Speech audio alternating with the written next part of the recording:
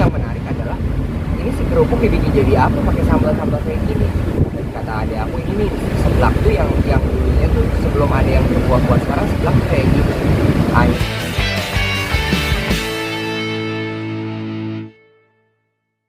Oke, Rafael mungkin lagi viralnya nih. Mamang kita sebelah.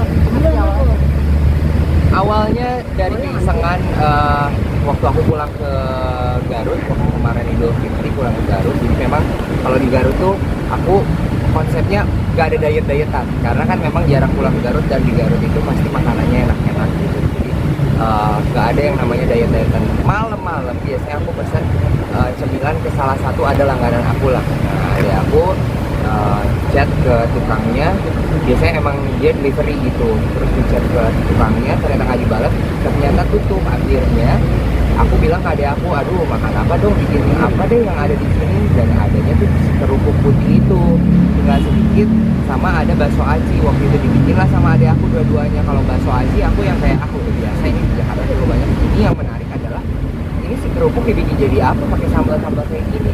Dan kata adek aku ini nih seblak tuh yang dulunya tuh sebelum ada yang berbuah-buah, sekarang seblak tuh kayak gitu. Akhirnya dibikin dan aku coba iseng bikin video, aku lempar ke sosial media dan ternyata ramai. Kalau misalnya toko cemilan itu buka, nggak akan ada seblak. Oh, awal mula itu ya, artinya nggak terduga, Ya, langsung viral di mana-mana. betul. Reaksi lu pertama kali artinya banyak yang ikut coba resep lu gimana? Ya speechless iya, happy iya, karena kan memang tujuan kita untuk memposting sesuatu di sosial media tuh ya tujuannya untuk menginfluence orang-orang gitu, dan atau mungkin menghibur orang-orang gitu. Dan akhirnya itu pun juga aku bikin videonya nggak yang niat yang iya bawang daun sekian, daun bawang sekian, bawang putih sekian. Ini cuman sambalnya udah jadi, tinggal disiram sama minyak terus aku makan gitu. Dan dari situ akhirnya mau dong resepnya, mau itu belum sih, dari yang posting sebelah itu belum. Yang akhirnya meledak lagi itu gara-gara banyak yang minta resep, aku akhirnya iseng lagi bikin cara tutorial memasak seblak. Happy, senang, dan jadi berkah gitu buat banyak orang. Jadi kayak tukang seblak juga sekarang ada menu baru seblak ala Rafael Tat, terus katanya dagangannya jadi laku. Bahkan mungkin ada yang tadinya lagi berpikir pengen usaha apa, akhirnya mereka buka seblak. Terus tukang kerupuk juga banyak yang bilang, aduh terima kasih ya gara-gara ini kerupuk viral jadi laku banget dagangannya. Bahkan sekarang jadi naik harga kerupuk. Dan itu susah dicari katanya, harga naik, Susah dicari, dan memang betul aku pun juga ngalamin gitu kemarin. Jadi kan semenjak itu jadi banyak teman-teman yang pengen, mau dong gue pengen langsung lo yang masak, bukan gue yang masak, takutnya beda gitu. Akhirnya cari kerupuk kemana-mana dan ternyata memang susah. Dan ada pun juga harganya lumayan ya sekarang. Dari berapa jadi berapa Vel kemarin Tadinya dapat? seperempat itu 6.000, sekarang seperempat 10.000. Jadi sekilo tuh 40.000, tadi 24.000. 100% lah. Di rumah nggak suka makanan pedas-pedas? Sebetulnya aku nggak yang terlalu pedas, makanya aku bikin si seblak ini juga sampingnya nggak terlalu banyak. Cuman kan di situ juga aku bilang ini resep, ini takaran aku aja, jadi kalian boleh diatur sendiri aja, pengen cabenya banyak gimana, atau mungkin ada yang nggak suka kencur, kencurnya lebih sedikit, ya bebas aja. Basic masak lu dari mana sih Rafael? Artinya ini banget, jago banget nguleknya, nyari bahan-bahannya. Jadi memang satu keluarga aku tuh semuanya tuh dari kakek aku muda pun tuh bisnis makanan, dia punya catering, dia punya rumah makan, mama aku juga punya rumah makan. Sekarang mama aku sama adik aku juga tiap hari pasti masak gitu. Jadi mamamu kadang-kadang suka kalau ngobrol sama mama sama adik tuh di dapur, ngeliatin cara masaknya kayak gimana. Terus aku juga waktu SMA kuliah juga ngekos dan masak sendiri kebanyakan. Jadi mungkin udah terlatih dari situ, karena memang basically semua keluarga aku juga. Tapi kalau bikin seblak kali pertama kamu bikin apa sebelumnya kamu udah bikin? Belum pernah bikin, jujur belum pernah bikin. Jadi kayak kemarin tuh makanya adik aku ngasih coba tuh ya si seblak ini, karena dia tahu bahwa aku belum pernah coba pasti. Ada trial and error nggak sih awal bikin? Gak ada tuh, karena ini resep tuh gampang banget, semua orang bisa masak dengan mudahnya. Cuman ya malasnya ya di nguleknya gitu, terus mungkin ya nakar bumbunya kali ya, ada kasinan, ada betul. Tapi sekarang udah tahu sih kalau kita buat satu piring udah handal. Udah Sebagai duta handal. seblak harus handal dong ya. Dan itu aksen Sundanis lo tuh cukup kental, artinya berbeda 180 derajat Rafael seorang anggota boyband dengan Rafael yang sekarang, Mamang Rafael. Jadi gimana nih akhirnya lu menemukan ide tersebut dengan aksen Sundanis lu? Nah sebetulnya memang keseharian aku kalau misalnya ngomong pun sama bukan orang Sunda pasti logat Sundanya tuh ada banget gitu. Jadi orang-orang udah pasti nebak, oh ini mah orang Sunda gitu. Apalagi kalau ketemu sama anak-anak Sunda kan hampir semua orang Sunda gitu. Jadi ketemunya orang Sunda lagi, sama keluarga, sama mama, sama ade, semuanya kalau tua-tuanya juga pakai bahasa Sunda.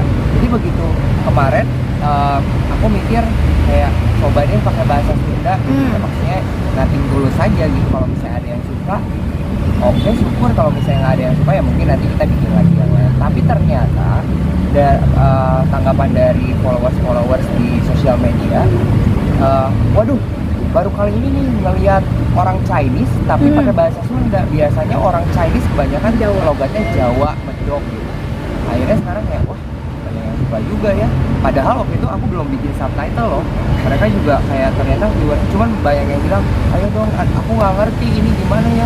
Nggak semua pengguna sosial media ini orang Sunda semua. Jadi sekarang akhirnya pakai subtitle, tapi tetap maksudnya identitas aku ya pasti Sunda.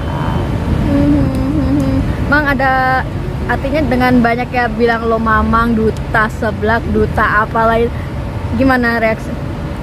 Seru sih, seneng aja karena kan kalau tujuan aku main sosial media atau posting sesuatu ya satu itu menginfluence, dua itu menghibur gitu. Karena banyak juga komentar-komentar yang kayak aduh jujur ya Kak Rafael, hari itu aku lagi ngamut banget, tiba-tiba Kak Rafael muncul di FYP aku terus tiba-tiba jadi semangat lagi. Itu tuh yang bikin aku kayak wah maksudnya berhasil gitu, bikin sesuatu hal yang positif yang bisa memang semangatin orang, terus jadi berkah buat orang-orang juga gitu. Jadi banyak yang PO. Jadi banyak yang PO gitu. Adek aku juga sekarang jualan di Garut juga sampai bilang aduh capek banget, sampai dia bilang Dede nggak bisa buka sampai jam 10 ya, harus sampai jam 8 aja hari Minggu, Dede pengen istirahat katanya gitu. Ya udah maksudnya ya itu juga ladang buat adek aku juga nggak ngambil sama sekali, jadi kayak happy sih. Ada Kalau dari kamu pribadi Kafe seblak, waduh bisnisnya buka bisnis rumah makan. Kalau untuk kafe seblak aku masih mikir dua kali karena kan maksudnya seblak itu bukan makanan utama. Jadi aku sih sekarang pikirnya lagi dalam proses untuk bikin seblak instan yang kemasan. Itu yang bisa nanti akhirnya tetangga aku seluruh Indonesia bisa nyobain seblak itu kayak gimana. Waduh kalau sebelah cobeknya kayaknya ongkirnya lumayan ya. Itu kan berat banget gitu. katanya ini bisa menjadi salah satu peluang bisnis baru buat kamu. Iya pastinya, dan memang kan sebelum seblak ini juga aku punya usaha bakso juga pernah. Terus di Garut pun juga buka ayam geprek, itu ada kedainya. Nah sekarang seblaknya juga dijual di kedai geprek itu. Terus ya sekarang mau bikin mencoba seblak kemasan ini yang mudah-mudahan sambutan dari teman-teman, dari tetangga aku juga lumayan lah.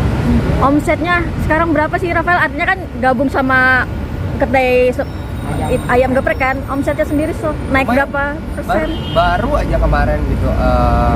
Jadi kan yang mengelola kedai geprek aku tuh di Garut adalah suami dari adik aku. Dia bilang kayak, waduh puji Tuhan banget Kak, ini naiknya lumayan banget katanya, gara-gara seblaknya viral, akhirnya ayam gepreknya juga ke bawah-bawah. Jadi ya bagus lah gitu. Tapi Akan next akan mau buat ide apa lagi Rafael? next apa ya? Jadi kan kemarin itu sebenarnya kenapa aku dinobatkan jadi duta seblak ya gara-gara komentar-komentar dari tetangga aku yang akhirnya oh ini mah duta seblak. Nah kemarin tiba-tiba wah kayaknya ini bukan duta seblak aja, ini duta peracian, ini duta ASI. Aku bilang tenang dulu ya, kalau misalnya itu gelar aku baru duta seblak doang, kan biasa kalau belajar juga S1 dulu nih ya, ini seblaknya belum habis dulu nih, aku masih mau berkreasi dengan seblak, nanti baru setelah itu gelarnya tambah lagi jadi duta ASI. Sekarang Rafael Tan DS dulu, nanti Rafael Tan DS DA ya, DSDA. tunggu ya. Rafael, ini kan lahir sebagai anggota boyband yang cool, yang keren, yang which is ganteng lah, apa namanya, ya Kecila sekarang jadi mamang-mamang dengan gaya konyol lu, dengan bahasa Sunda lu. Ini gimana nih mungkin ketika melihat reaksi video lu sendiri viral? Kadang-kadang Kan ada yang sandingin kan foto lu yang kadang-kadang aku suka ngakak sendiri sih, kayak maksudnya itu kan memang nggak pakai skrip, nggak pakai apa, langsung nyalain kamera. Pada saat itu juga idenya langsung keluar pada saat nge-take video aja gitu. Kadang-kadang pas lagi udah beres videonya, aku juga mikir kayak gue bisa begini juga ya gitu. Tapi ya harus ada perbedaan lah. Jadi kan kalau misalnya orang-orang yang apa, kalau mau lihat aku sebagai idol ya mungkin bisa di TV, bisa ketika aku manggung gitu. Tapi kalau misalnya mau lihat keseharian aku aslinya seperti apa, aku orang Sunda yang berbahasa Sunda, ngomong pakai bahasa Sunda ya di sosial media gitu. Jadi harus ada perbedaan gitu. Jadi jangan sekarang asli deh komen. Misalnya sekarang aku posting foto gitu ya, kayak foto bareng cowet, lebih banyak likes-nya, lebih banyak komennya daripada aku foto pakai baju bagus yang kayak keren-keren gitu. OOTD. Karena mereka udah biasa gitu ngelihat dari dulu, oh iya Rafael boyband keren, apa maksudnya rambutnya biru macam-macam. Ya sekarang orang-orang pengen tahu dong keseharian kita seperti apa. lebih ngebodor ya sekarang. Iya. Tapi kenapa mungkin lu sendiri punya target gak sih kapan pengen mungkin istirahat dari dunia hiburan, fokus di dunia bisnis atau seperti apa? Sempet gitu? kepikiran nggak setelah ini viral? Apa ya?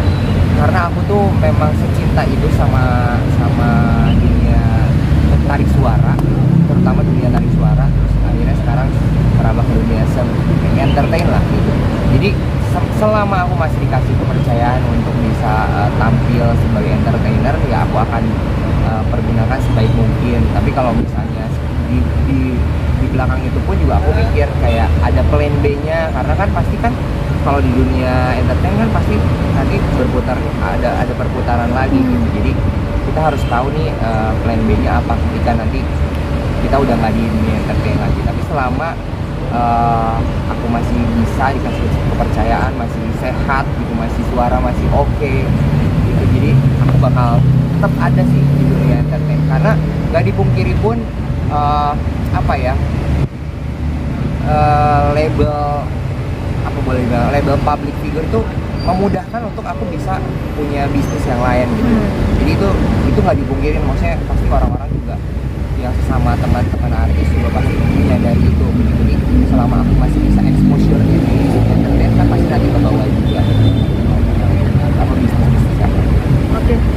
Closing dong, Rafael, ajak para tetangga untuk tetap nonton review-review Oh iya, dengan bahasa Indonesia.